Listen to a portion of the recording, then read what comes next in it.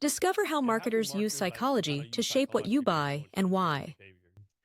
Well, one example, just to illustrate this with an example, is when marketers use celebrities to endorse their products. For instance, for many, many years, Tiger Woods was used as a celebrity by many brands. Today, Roger Federer is used by many brands. So the psychology underlying this choice is that a celebrity triggers certain feelings and thoughts in the minds of the targeted consumer. And presumably, the advertiser and the marketer understands that those associations, those triggers are positive. And assuming they're right, those positive triggers translate to the brand. So when I think of Roger Federer, I see Rolex brand of watches. If I think well of Roger Federer and I see that his attributes and traits resonate with my understanding of what a good wristwatch should be, it'll translate to Rolex. And therefore, I'll think well of Rolex. So psychologists will try to understand these questions. How does a celebrity of what kind impacts consumers' brand perceptions? How? And what does it result in terms of thoughts, processes, and behaviors? This is one example of how psychology is used.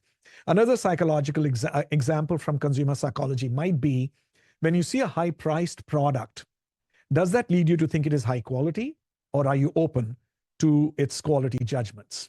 And a vast piece of a fairly significant amount of research has found that consumers think high price is high quality, but there are some situations when they don't think so. So psychologists try to understand, when do consumers associate price with quality? When do they not associate price with quality? And this learning enables marketers to decide how to price their product to some extent. This goes into one of the elements which they use to understand pricing. So back to education real fast. So you taught college in the United States and in India, correct? Yes, I have taught in India. I have taught in some places in Europe and Canada. And I have taught in the United States for a very long time. What my experience here, you found like maybe a different focus from the students, like maybe like Indian students are more focused than United States students, or United States focus on like more engaged, or it's a student, pretty much a student? Let me qualify. My experience with teaching has been with two audiences. One is the MBA student, the graduate student, and one is the executives. I have not taught undergraduate students in any country except in the US.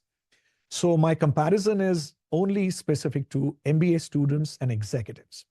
Having said that, master's, graduate students and executives tend to be slightly older with more work experience, and they have decided to undergo some educational initiatives and efforts because they're motivated to do so. There is intrinsic motivation. So from that perspective, I find that there's a pretty high benchmark. They're all motivated. Whichever country I've been to and taught in, they're all motivated. They're all engaged. They work hard. They're very curious. They want to learn. And so no, there is no difference in terms of focus, motivation, intelligence for the most part, and even culture in terms of how they see the interaction between the professor and the student in the classroom. I have not found a huge difference in different cultures. Okay, nice. I read on LinkedIn back on September 20th, you went to some kind of MBA reunion. Can you talk about that? MBA? You do to an MBA reunion on September 20th, 21st? MBA union? MBA reunion. No, MBA reunion. Yeah, Okay. So the Foster School had a reunion of all its MBA classes. So Foster School has 5 MBA programs, if I remember correct. I hope my dean will not send me an email that you got it wrong. We have the full-time MBA, which we call the daytime MBA, the evening MBA. Then we have the technology management MBA, what we call the global executive MBA. And we have, there's a 5th MBA program, which I'm forgetting right now. My apologies for that. So we have 5 MBA programs that we have in our product line.